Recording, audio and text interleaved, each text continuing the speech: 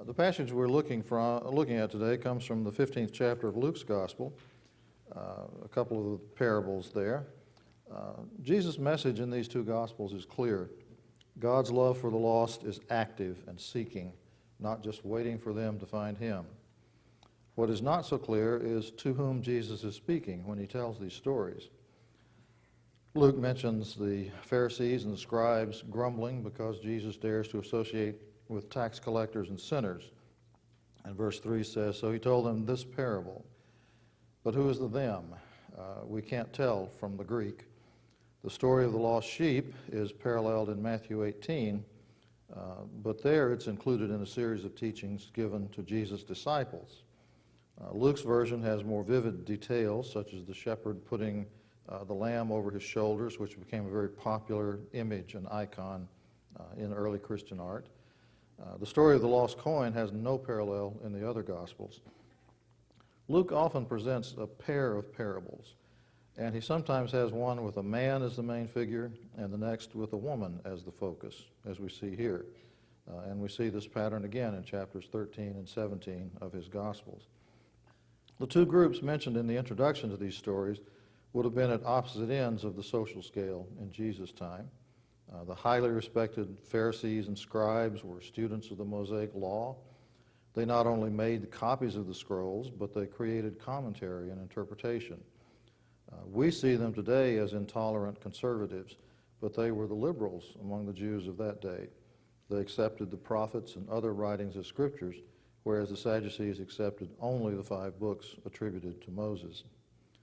At the bottom of the social scale would have been the sinners, those people who lived in open violation of the Mosaic Law, and the tax collectors. Even though the tax collectors were socially despised, of course, they would have been among the richest people in the town. We make jokes today about the IRS, but if you want blood-sucking leeches, you have to look at Roman tax collectors.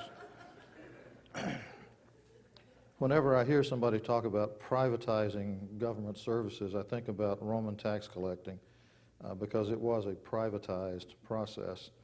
Wealthy men bid on contracts to collect the taxes in a province like Judea, and then they subcontracted the actual collection of the money to local people like Zacchaeus and Matthew.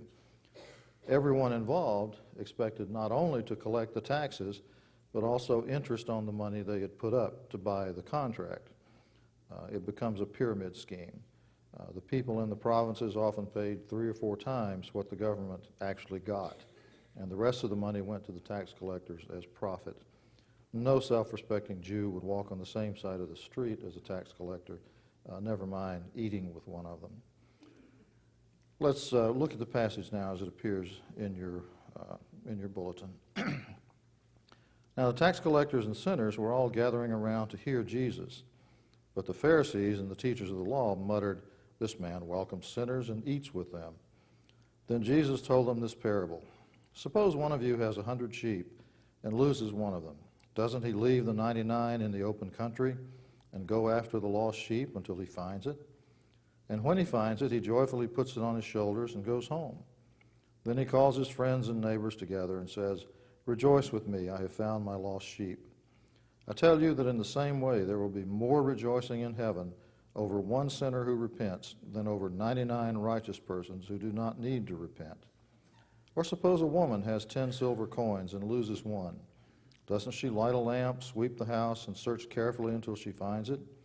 And when she finds it, she calls her friends and neighbors together and says, 'Rejoice with me, I have found my lost coin.'